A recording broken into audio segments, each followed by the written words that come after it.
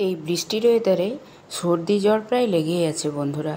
আর তার সাথে আরও একটা প্রবলেম হচ্ছে যে মুখে স্বাদ না থাকা। জ্বরের জন্য বিভিন্ন রকম ওষুধ খেয়ে মুখে স্বাদ একদম চলে যাচ্ছে।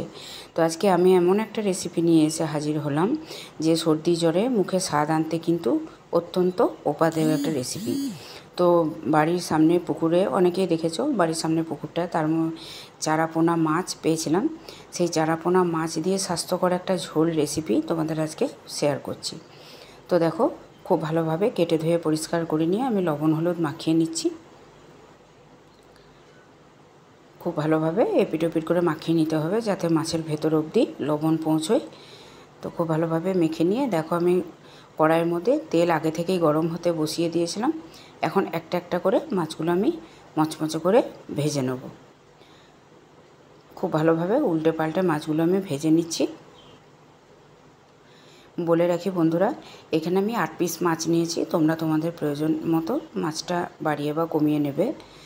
তো আজকের এই ঝোলটা এতটাই উপকারী এবং এতটাই সুস্বাদু হয়, খুব কম তেল মশলার মধ্যে হলেও কিন্তু খেতে খুবই সুস্বাদু হয় বন্ধুরা। তো একবার হলেও ট্রাই করে দেখো।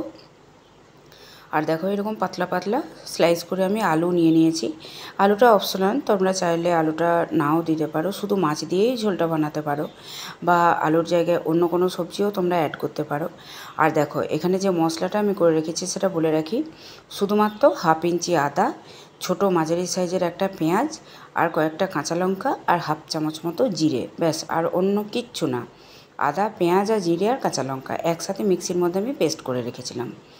এদিকে দেখো, আলুটা খুব ভালোভাবে আমি ভেজে নিয়েছি।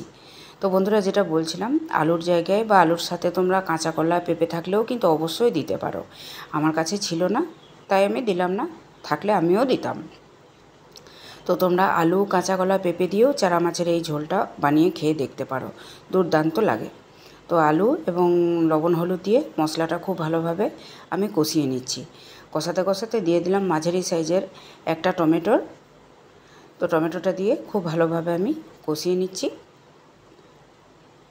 এখানে আর অন্য কোনো রকম কোনো মশলার ব্যবহার হবে না, শুধুমাত্র যে মিক্সির মধ্যে যে পেস্টটা দিয়েছিলাম শুধু সেইটাই, আর কোনো রকম ধনে জিরে গুঁড়ো দেওয়ার প্রয়োজন নেই।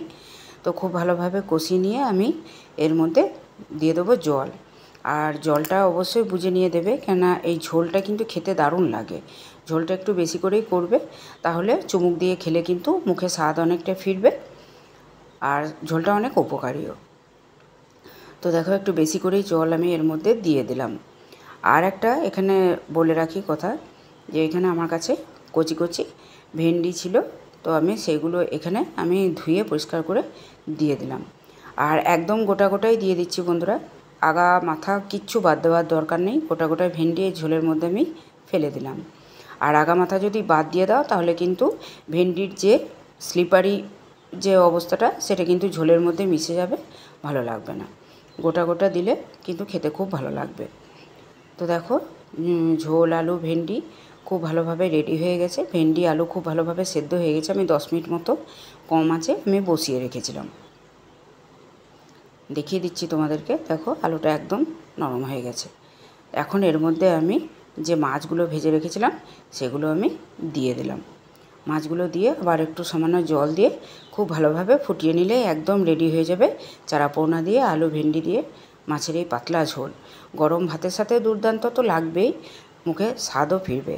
আর অবশ্যই জ্বর সর্দি কাশির জন্য আরেকটা গোপন জিনিস আমি ব্যবহার করছি, যেটা হচ্ছে গোলমরিচের গুঁড়ো। এটা কিন্তু অবশ্যই দেওয়ার চেষ্টা করো। গোলমরিচটা দিলে কিন্তু বুকে যে কফটা যেটা জমে থাকে সেটা বেরিয়ে চলে আসবে। তো আজকে আমার রেসিপি কেমন লাগলো বন্ধুরা অবশ্যই কমেন্ট করে জানিও।